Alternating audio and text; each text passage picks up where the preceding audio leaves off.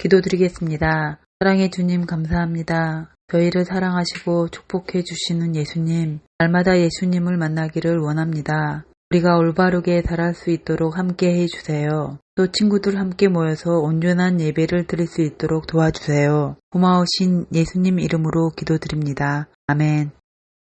말라기는 이스라엘이 바벨론 포로에서 돌아온 지 약 150여 년 후의 선지서입니다. 에스라와 느헤미야서의 이야기처럼 이들은 이제까지 선지자들의 예언으로 소망이 가득했습니다. 메시아께서 오셔서 통일된 이스라엘과 열방을 다스리는 하나님의 나라를 세우셔서 공의와 평화로 다스릴 것이라고 생각했습니다. 예루살렘에 돌아와 살던 그들은 포로로 잡혀갔던 조상들처럼 하나님께 신실하지 못했습니다. 가난과 불의의 삶을 살게 됩니다. 말라기를 통해 하나님은 이스라엘 백성에게 말씀하십니다. 내가 너희를 지극히 사랑하였다. 그러나 백성들은 하나님의 모든 사랑을 잊고 이렇게 질문합니다. 주님께서 우리를 사랑하신다는 증거가 어디 있습니까? 하나님께서는 이스라엘 백성에게 야곱을 선택하여 이스라엘을 언약의 백성으로 삼아 지금까지 이끌어주신 은혜를 기억나게 하십니다. 그러나 이스라엘은 하나님의 사랑과 신실하심에 불신과 의심이 가득합니다. 이번에는 하나님께서 제사장들이 하나님을 무시하고 멸시하고 공경하지 않았다고 말씀하십니다. 백성들은 우리가 언제 주의 이름을 멸시했습니까?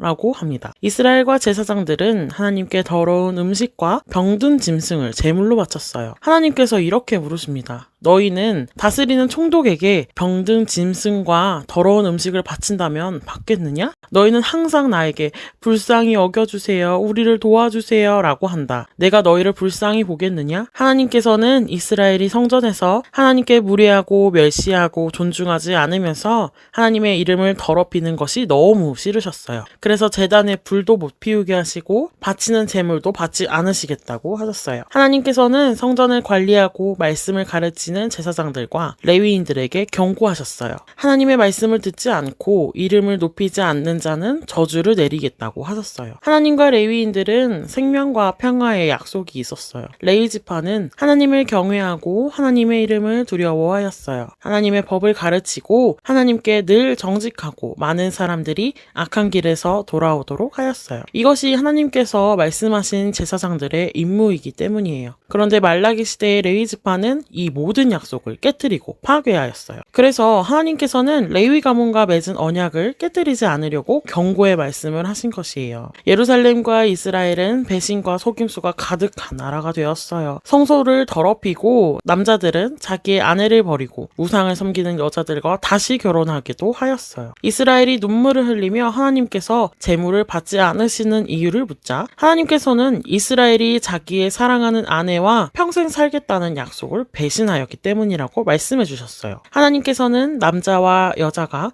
결혼해서 하나가 되었으므로 서로 배신하지 말고 아내를 괴롭히지도 말라고 명령하셨어요. 이스라엘 백성들은 살면서 이렇게 말하고 다녔어요. 우리가 언제 주님을 괴롭게 했습니까? 주님께서는 악한 일을 하는 사람도 모두 좋게 보시고 그런 사람을 더 사랑하지 않습니까? 공의롭게 재판하시는 하나님은 어디 계십니까? 이렇게 말하면서 하나님을 괴롭게 하였습니다. 하나님께서는 하나님의 오실 길을 준비하도록 하나님의 사자를 보내주신다고 약속하셨어요. 그는 레위 자손을 깨끗하게 하고 올바른 제물을 드릴 수 있도록 하실 것입니다. 유다와 예루살렘이 하나님을 기쁘게 하는 제물을 바치는 민족이 될 수 있도록 도우실 것입니다. 하나님께서는 점치는 사람, 간음하는 사람, 거짓말하는 사람, 사기치는 사람, 과부와 고아를 억압하고 학대하고 하나님을 경외하지 않는 사람들을 심판하신다고 하셨어요. 하나님께서는 변하지 않으시는 분이십니다. 이스라엘에게 하나님의 약속은 변하지 않았다고 말씀하십니다. 이스라엘 백성은 돌아가려면 어떻게 해야 되는지 묻습니다. 여호와 하나님께서는 백성들에게 규례를 지키고 돌아오라고 합니다. 이스라엘 백성은 그동안 벌었던 것 중에 10분의 1을 하나님께 바치지 않았어요. 하나님의 것을 훔친 것입니다. 10분의 1을 내는 11조는 성전과 레위 지파를 위해 사용됩니다. 하나님께서는 온전히 하나님의 것을 바칠 때 백성들에게도 농산물이 풍성하고 좋은 땅을 주시겠다고 하십니다. 하나님께서는 여호와를 경외하여 하나님을 높이기를 즐거워하고 주님을 존중하는 사람들을 위해 기념책에 기록하신다고 하셨습니다. 하나님의 때에는 하나님을 경외하는 자들을 마치 엄마 아빠를 사랑하여 엄마 아빠의 말씀도 잘 듣고 공경하는 자녀를 부모님이 사랑하듯이 우리를 사랑하시겠다고 말씀하십니다. 하나님의 때가 되면 사람들은 의인과 악인을 분별하고 하나님을 섬기는 자와 섬기지 않는 자를 분별하게 될 것입니다. 여호와의 날에는 하나님을 경외하지 않고